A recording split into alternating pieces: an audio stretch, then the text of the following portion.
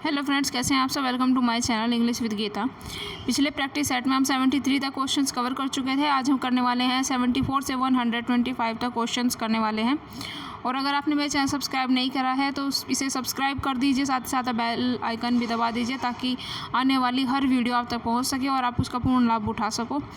साथ ही साथ मैं आपसे बताना चाहूँगी कि हमारे पास बहुत कम समय रह गया है। सितंबर के फर्स्ट वीक या लास्ट वीक तक आपके टीजीटी का पेपर हो जाएगा, तो आप अपनी तैयारी पर ज़रा थोड़ा ज़्यादा ध्यान दे देंगे। हम भी अपनी पूरी कोशिश करेंगे कि आप हमारी तरफ से कोई कमी ना रह जाए। तो क्वेश्चन है 74, which of the following poems did Milton write in octosyllabic couplets. इसमें पूछा गया कि ऑक्टोसिलेबिक कपलेट में कौन सी मिल्टन की पोएम लिखी गई है। तो इसका आंसर होगा आपका क्वेश्चन नंबर ए। ठीक है, आंसर इसका ए होगा इल पेंसेरेसो। ठीक है, इल पेंसेरेसो एक कंपेनियन वो थी पोएम, और इसमें आपको बता दो जो पेस्ट्रल पोएम थी एक। ठीक है, पेस्ट्रल पोएम थी। और इल पेंसेरेसो का मतलब होता है मेलैंकोली मैन, या फिर आप कह सकते हैं थॉटफुल मैन। ठीक है, इसके साथ में इसके कंपेनियन पोएम भी थी इल एलिग्रो के, वो था ऑल एलिग्रो। ठीक है, तो नेक्स्ट क्वेश्चन की तरफ बढ़ते हैं। नेक्स्ट क्वेश्चन है हमारा, the phrase bottom prediction occurs in Milton's paradise lost in. तो बॉटमलेस परडिशन की बात हुई है। देखिए बॉटमलेस परडिशन किस में है, तो ये आता है आपका बुक फर्स्ट में आता है, और ये आपको लाइन 47 तक आपको दिखाई देगा। ठीक है, लाइन जो स्टार्टिंग की इसकी फर्स्ट 47 लाइन्स हैं वो आपकी बॉटम लेस प्रिडिक्शन में आती है बुक फर्स्ट में। ठीक है दोस्तों, नेक्स्ट क्वेश्चन है, it appears that in Paradise Lost book first Milton belongs to the devil's party without knowing it. देखिए ये जो लाइन्स है, ये लाइन्स कही गई थी विलियम ब्लेक्स द्वारा। ठीक है, विलियम ब्लैक द्वारा ये लाइन कही गई थी कि मिल्टन जो है किससे बिलोंग करते थे, डेविल पार्टी से बिलोंग करते थे, और उन्हें इस बात का पता नहीं था कि वो सैटर्न के साथ में थे। तो ये जो लाइन्स हैं ये लाइन्स विलियम ब्लेक ने कही है। ठीक है, नेक्स्ट क्वेश्चन की तरफ बढ़ते हैं। नेक्स्ट क्वेश्चन नंबर है हमारा 77 क्वेश्चन नंबर है आपका। इसमें पूछा गया है what is L'Allegro's companion piece called. देखिए अभी पिछले क्वेश्चन में 70 नंबर 4 में आप चाहे तो पीछे बैक करके देख सकते हैं। ये क्वेश्चन मैंने बताया था कि ये कंपेनियन पोएम है और किसके साथ है, इल पेंसेरेसो इसका के साथ। इसके ये दो पोएम जो है एक साथ लिखी गई थी, L'Allegro and Il Penseroso. Il Penseroso का जो मीनिंग होता है वो होता है हैप्पी मैन। ये पेस्ट्रल पोएम थी दोनों, और 1631 में आई थी। आप इस चीज़ को याद रखेंगे। Identify the correctly matched group.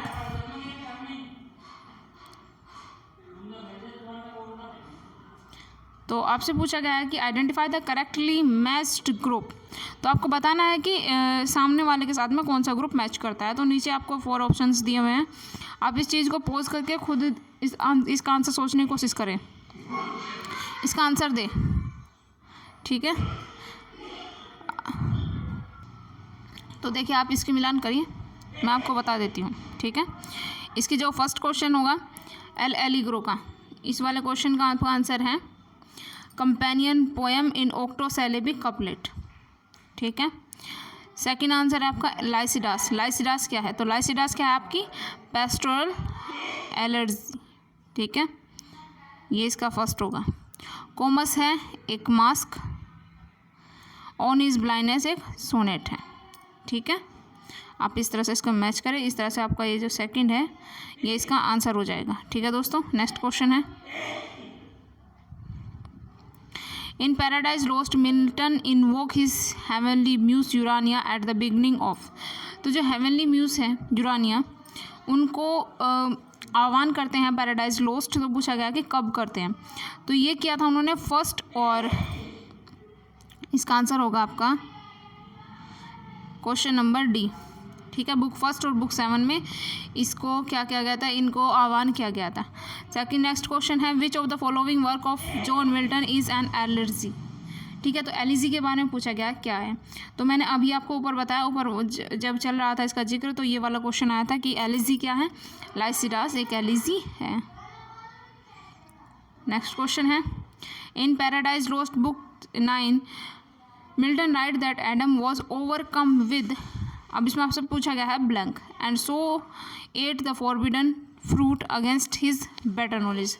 तो देखिए जब ईव ने फॉरबिडन ट्री का जो फ्रूट था वो खा लिया था, तो उसके बाद में जो एडम था वो उसे बहुत प्यार करता था, तो उसने सोचा कि उसको वो अकेले ना जाने दे, अगर कोई भी सज़ा मिलेगी तो हम दोनों को साथ में मिलेगी, तो इसलिए वो भी इस फ्रूट को खा लेता है। ठीक है दोस्तों, तो जो इसका आंसर होगा वो आपका आंसर होता है फीमेल चार्म। तो फीमेल चार्म के कारण जो है उसने इसको फ्रूट को खा लिया था। ठीक है दोस्तों, नेक्स्ट क्वेश्चन है आपका, नेक्स्ट क्वेश्चन नंबर है आपका 80। नेक्स्ट क्वेश्चन आता है आपका, that glory never shall his wrath और might extort from he. Paradise Lost book first की ये लाइन है, इसमें आपसे क्वेश्चन पूछा गया है, what glory is being referred to by Satan. तो इसमें आपसे क्वेश्चन पूछा गया है, तो इस क्वेश्चन का आपको आंसर देना है कि जो ग्लोरी वर्ड है, आपका जो ग्लोरी वर्ड यहाँ पर दिया गया है, इसका मीनिंग क्या है, इसका आपको मीनिंग बताना है। तो इसका जो मीनिंग है वो ये है, द कोरेज नेवर टू सबमिट और याइल्ड, कि जो सैटर्न की ग्लोरी थी वो किस चीज़ में थी, उसके साहस में थी, जिसमें वो कभी खुद झुकना नहीं चाहता था या खुद को सरेंडर नहीं करना चाहता था, वो चाहता था कि उसका अलग राज हो। तो जो ग्लोरी है वो किसके लिए किस चीज़ से अटैच होता है, द कोरेज, वो उस साहस के लिए जो कभी वो सबमिट या याइल्ड नहीं करना चाहता, जिसके लिए वो कभी झुकना या सरेंडर करना नहीं चाहता था। नेक्स्ट क्वेश्चन आपसे पूछा गया है, which of the following statement is not true of Areopagitica. Areopagitica Milton का एक वर्क था, मिल्टन के वर्क के बारे में इसमें आपसे पूछा गया है, तो उसके बारे में ये प्रेस से संबंधित था। 1644 में पहला क्वेश्चन इसका, it was published in 1644, yes वो 1644 में आया था। It argues with the liberty of unlicensed printing, जी हाँ ये प्रिंटिंग से बेस्ड था। जो एरोपेगेटिका था ये प्रिंटिंग से बेस्ड था। नेक्स्ट पूछा गया है आपसे, it pleads for British privilege regarding free trade. नहीं, इसमें ट्रेड की कोई वो नहीं थी वैल्यू, इसमें ट्रेड के लिए ये नहीं था, ये किसके लिए था, प्रिंटिंग प्रेस के लिए था। फोर्थ है इसमें, it is a speech address to the parliament of England. Yes parliament of England के लिए था, क्योंकि वो कहना चाहते थे कि पार्लियामेंट से वो कहना चाहते थे कि जो प्रेस हैं उसको फ्रीडम दी जाए, ये फ्रीडम ऑफ प्रेस के लिए एरोपेगेटिका लिखा गया था। नेक्स्ट क्वेश्चन है, in tracing the history of English poetry Thomas Gray's progress of poesy in works major point as follows. तो इसमें आपके सामने 3 लाइंस दी गई है, उसमें पूछा गया है कि थॉमस ग्रे ने प्रोग्रेस ऑफ पोएसी में ये लाइंस किसके लिए की है या किसको आह्वान किया है। Nor second he that rode sublime upon the seraph wings of ecstasy the secrets of the abyss to spring. Who is he, तो ये पूछा गया है कि हु इज़ ही वर्ड जो है इसमें जो आपके सामने ही वर्ड आया है वो इन्होंने किसके लिए यूज़ किया है, आपसे पूछा गया है। तो ये वर्ड इन्होंने यूज़ किया है जॉन मिल्टन के लिए, जॉन मिल्टन के लिए प्रोग्रेस ऑफ पोएसी में इन्होंने ये लाइन्स दी थी। नेक्स्ट क्वेश्चन आता है आपका, who among the following was a contemporary of John Milton and wrote the worthy communicant. It is said that his prose can be read easily when Milton's must be studied. ठीक है दोस्तों, तो इसके बारे में ये पूछा गया है कि मिल्टन के वो कौन से समकालीन थे जिन्होंने लिखा था द वर्दी कम्युनिकेंट, और उनकी प्रोज के बारे में कहा जाता था can't be read easily when Milton must be studied. तो ये जो थे ये थे जेरेमी टेलर। ठीक है, इसका आंसर हो जाएगा आपका ए। नेक्स्ट क्वेश्चन आता है, the opening 16 lines of paradise lost comprise. जो ओपनिंग 16 लाइन है वो क्या है, तो आपको बता दूं ये 16 लाइन का एक सेंटेंस होता है। ठीक है, पैराडाइज लोस्ट में जो फर्स्ट फुल स्टॉप आता है वो 16 लाइन के बाद आता है, तो 16 लाइन का एक सेंटेंस होता है इसमें। पैराडाइज लोस्ट आपकी लिखी गई थी 1667 में, और ये एक एपिक था।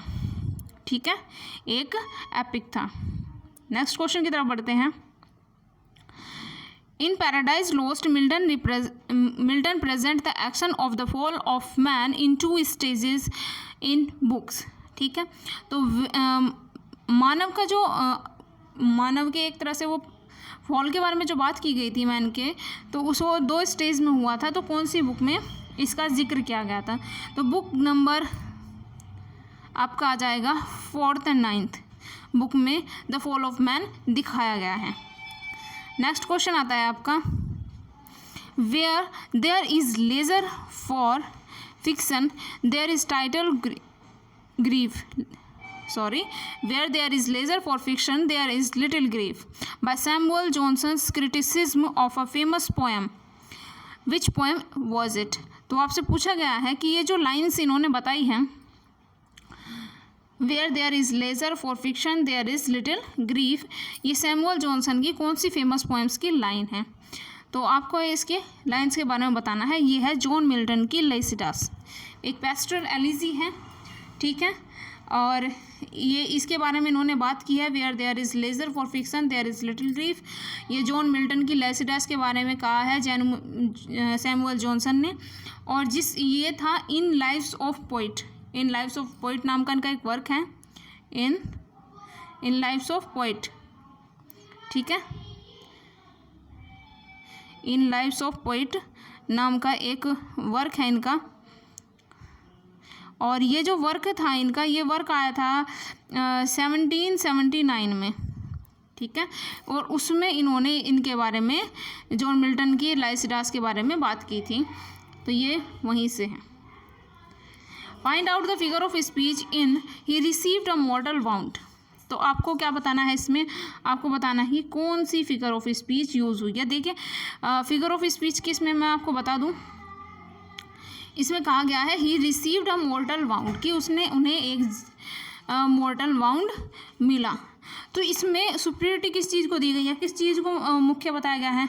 इस चीज़ में मुख्य बताया गया है आपके नाउन को, ठीक है, कि जब कोई एडजेक्टिव ग्रामर में कोई एडजेक्टिव क्वालिफाइज करता है नाउन को, और पर्सन या जो चीज़ जिसके बारे में बात की जा रही है उसको वो नहीं अच्छी तरह से बताता, तो वहाँ पर क्या होता है आपका ट्रांसफर्ड एपिथेट, ठीक है, ट्रांसफर्ड एपिथेट। अब इसमें क्या बताया गया? इसमें मोर्टल वाउंड कहा गया, जो जख्म है उसकी विशेषता बताई गई है। तो इसमें जो एडजेक्टिव है वो जो इसके बारे में बात की जा रही है, जैसे घाव लगा, उसके बारे में बात ना करके घाव के बारे में बात कर रहा है, तो ये जो नाउन को क्वालिफाई कर रहा है।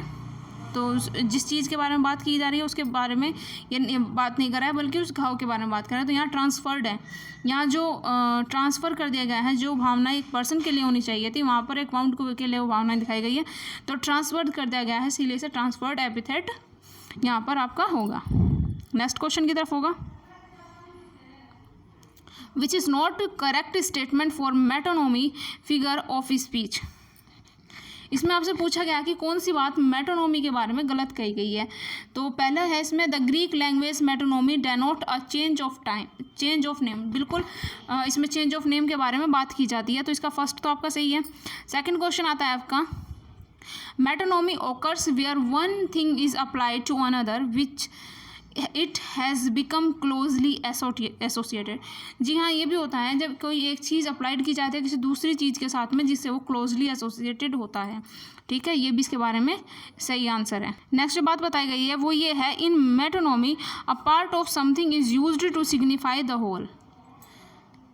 देखिए ये जो क्वेश्चन है आपका सिग्निफाई द होल, इसमें होल के बारे में बात नहीं की जाती, एक व्यक्ति के बारे में बात की जाती है। ये आपका गलत आंसर है, ठीक है, ये आपका गलत आंसर है।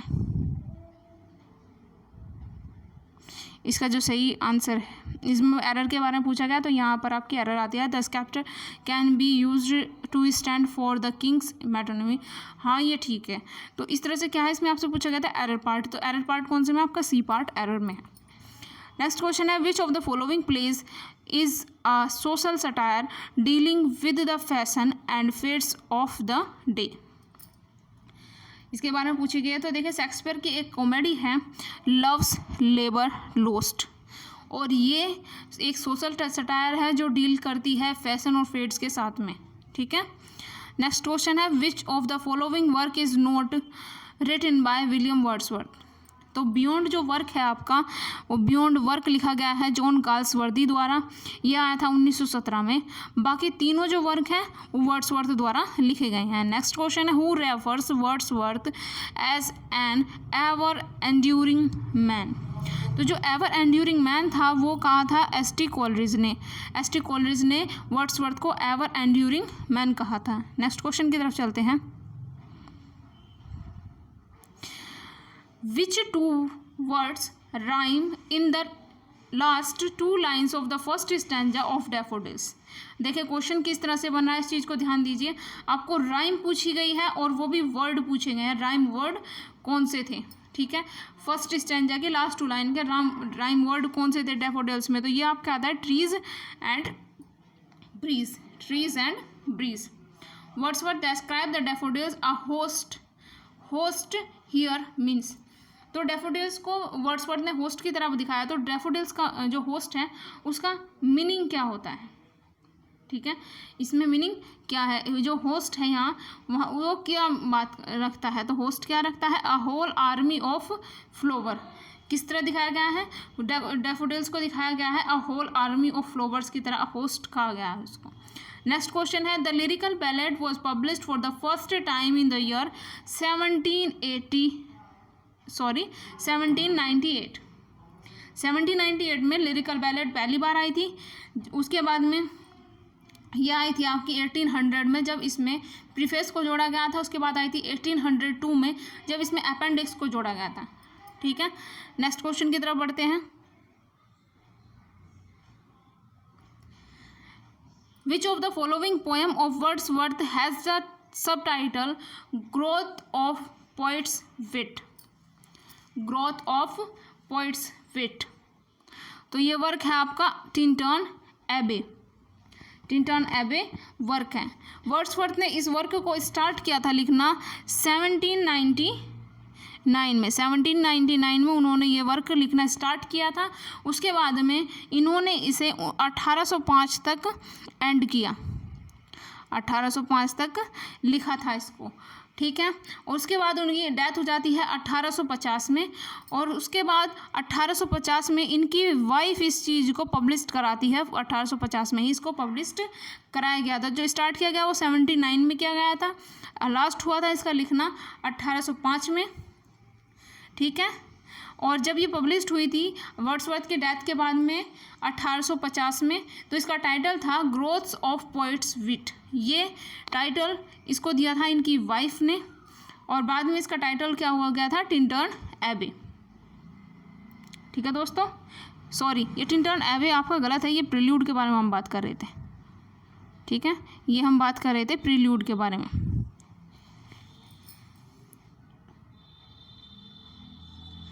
उसके बाद में आपका नेक्स्ट क्वेश्चन आता है।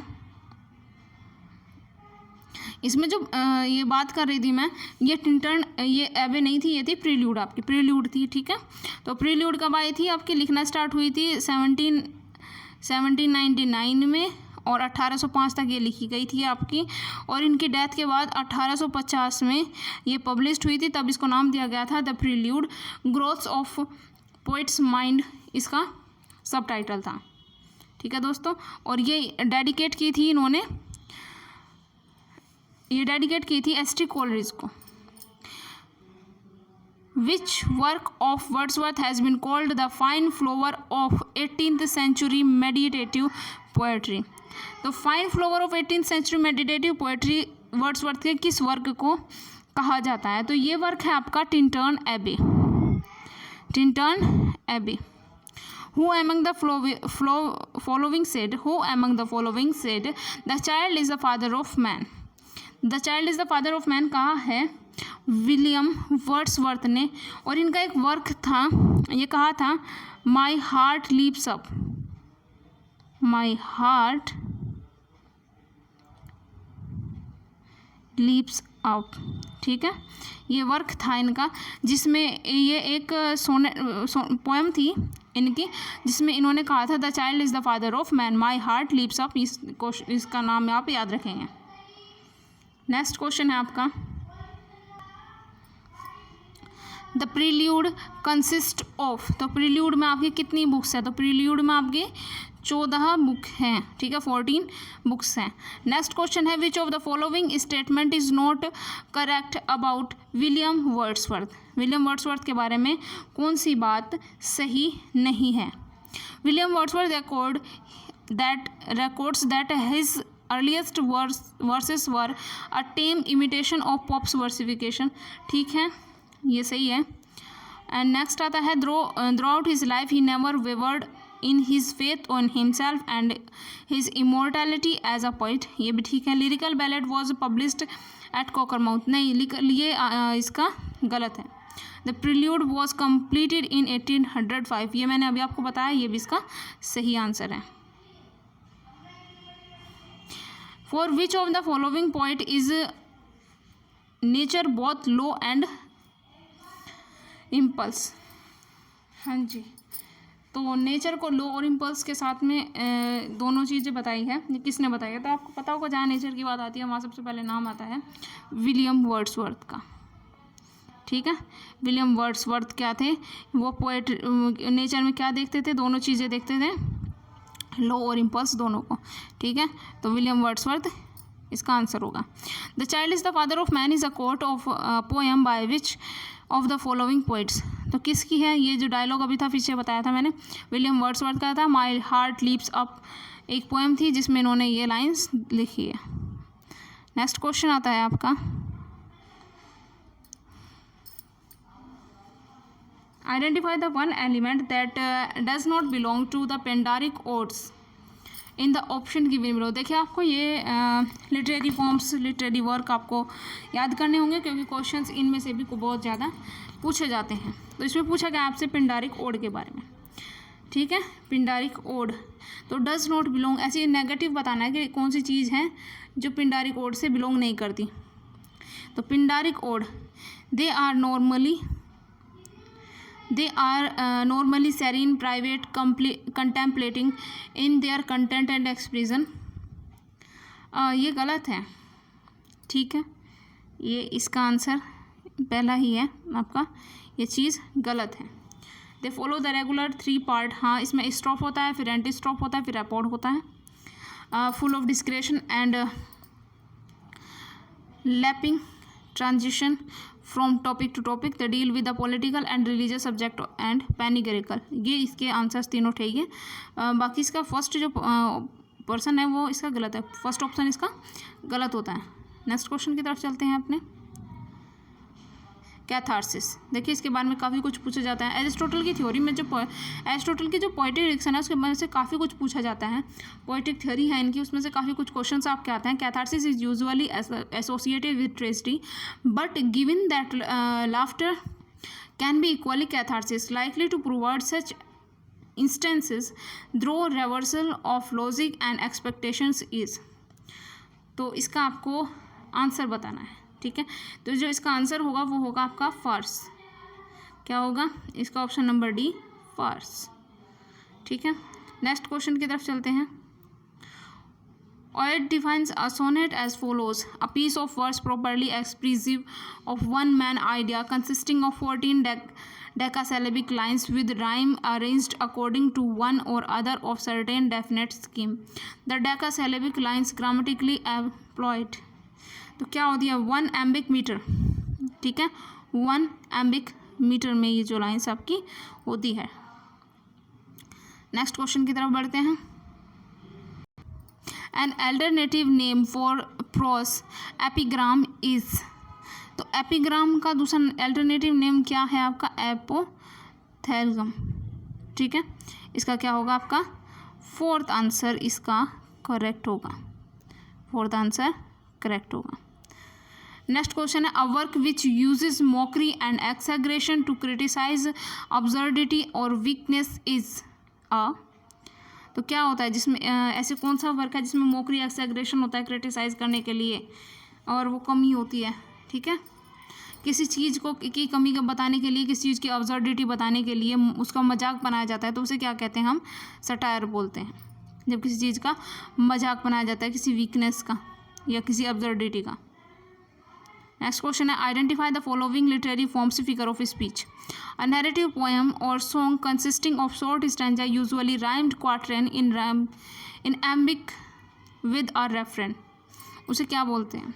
ठीक है, तो एक नैरेटिव पोएम है। देखिए पूछा गया आपसे एक नैरेटिव पोएम, शॉर्ट पोएम नहीं पूछा गया, 14 लाइन्स पोएम नहीं पूछा गया। ठीक है, तो आपसे क्या एक नैरेटिव पोएम बोला गया है, एक सॉन्ग भी हो सकता है।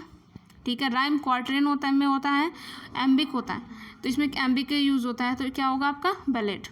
अ सेंटेंस कोटेशन और poem that is put at the beginning of a written work is, written work के बारे में पूछा गया तो क्या होता है एपिग्राफ। एक ऐसा सेंटेंस या कोटेशन किसी पोएम के अंदर जो किसी वर्क के, रिटन वर्क के शुरुआत में आती है, उसे आप क्या बोलते हैं? तो उसे बोलते हैं एपिग्राफ, जो किसी स्टार्टिंग में आती है।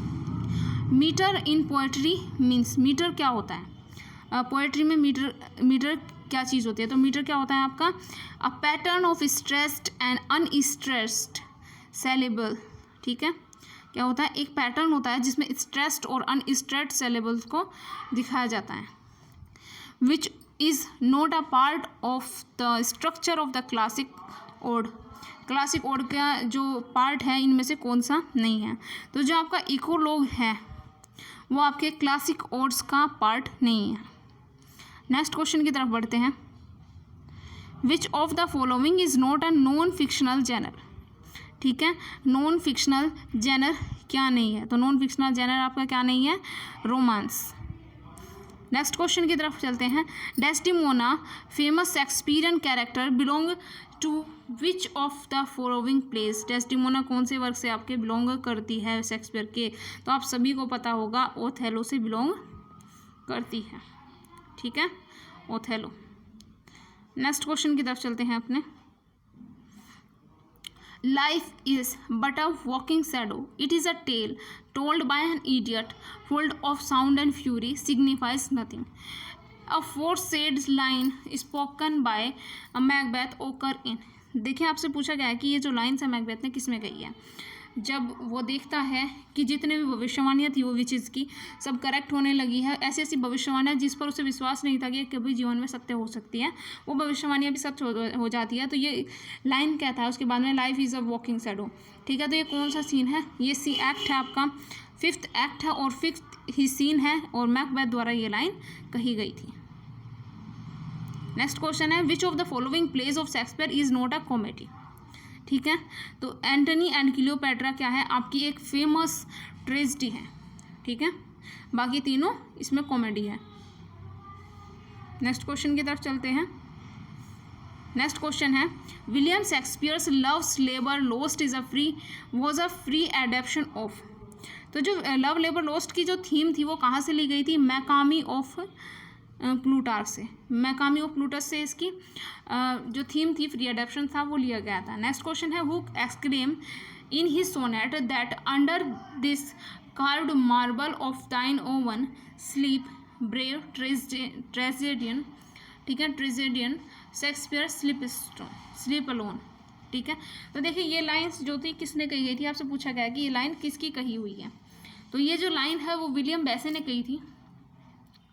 विलियम बेसे ने कही थी कि under this carved marble of thine own sleep brave tragedian Shakespeare sleep alone.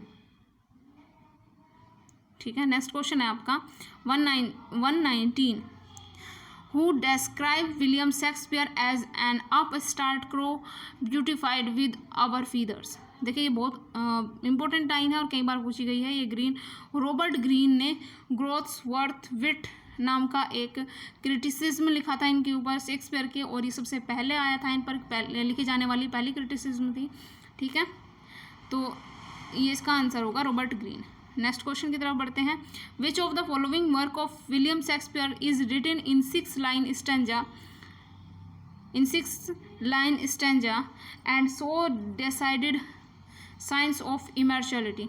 देखिए ये जो वीनस एंड एडोनिस है आपकी, वीनस एंड एडोनिस, ये एक सेस्टरिमा में लिखा गया था। ठीक है, सेस्टर में लिखा गया था, 6 लाइन स्टेंजा में लिखा गया था और इमॉर्टैलिटी की इसमें बात करता है Venus and Adonis. Which of the following pledge depict middle depict middle class provincial life. तो मिडिल क्लास प्रोविंशियल लाइफ को कौन सा जो इनका प्ले है वो दिखाता है। तो मिडिल क्लास प्रोविंशियल लाइफ को कौन सा दिखाता है आपका, अ मैरी वाइफ ऑफ विंडसोर। ठीक है, मिडिल क्लास प्रोविंशियल लाइफ को ये दिखाता है। Which of the following pair is mismatched. तो देखिए इसमें दो पेयर मिसमैच्ड है। ये क्वेश्चन आपका टीजीटी के पेपर में आया है और यूपीएसएसईबी ने जो इसका आंसर माना था वो दोनों को ही माना था, 12th नाइट को और सिम्बुलिन को, ये दोनों ही इसके आंसर गलत माने थे। ठीक है, नेक्स्ट क्वेश्चन की तरफ चलते हैं। Which of the following is not a title to a play written by William Shakespeare. तो विलियम शेक्सपियर ने इनमें से कौन सा वर्क नहीं लिखा था। तो हेनरी सेवंथ उन्होंने नहीं लिखा था, हेनरी नहीं लिखा था। हेनरी 8 उन्होंने लिखा था जब उनके ग्लोब थिएटर में आग लग गई थी। ठीक है, जब उनके ग्लोब थिएटर में आग लग गई थी तब इसका वहाँ पर एक वो किया जा रहा था, प्ले किया जा रहा था इसको। ठीक है, हेनरी 6 और 4 के बारे में भी इन्होंने लिखा है, लेकिन 7 के बारे में इन्होंने नहीं लिखा। नेक्स्ट क्वेश्चन की तरफ चलते हैं। नेक्स्ट क्वेश्चन है आपका, when is the title of the thane of Cawdor bestowed on Macbeth and by whom. तो जो थेन ऑफ काउडोर है वो किसके द्वारा मैकबेथ को कहा जाता है, कब कहा जाता है और क्यों कहा जाता है। तो देखिए जो मैकबेथ होता है वो बैंकों के साथ में लौट रहा होता है एक युद्ध से। नॉर्वे जो डंकन थे उनका नॉर्वे में युद्ध चल रहा था, तो वहाँ से वो लौट रहा होता है। तो वहाँ पर इस लाइन को कहा, ये जो क्या बना दिया जाता है, उससे वो जो विचेस होती है उसे द थेन ऑफ काउडोर, उनमें से एक जो विचेस होती है वो कहती है द थेन ऑफ काउडोर, इनको कहती है। ठीक है, और ये नॉर्वे से युद्ध जीत कर आ रहे होते उस टाइम। नेक्स्ट क्वेश्चन है, सबसे लास्ट क्वेश्चन है, choose the miss spelt word from the following. आपको मिस स्पेल्ट बताना है। तो इसमें तीनों आपके सही है, स्टार्टिंग वाले, लास्ट वाला गलत है। लास्ट वाले की जो स्पेलिंग है वो गलत दी गई है। इसकी सही स्पेलिंग होती है BEREAVE।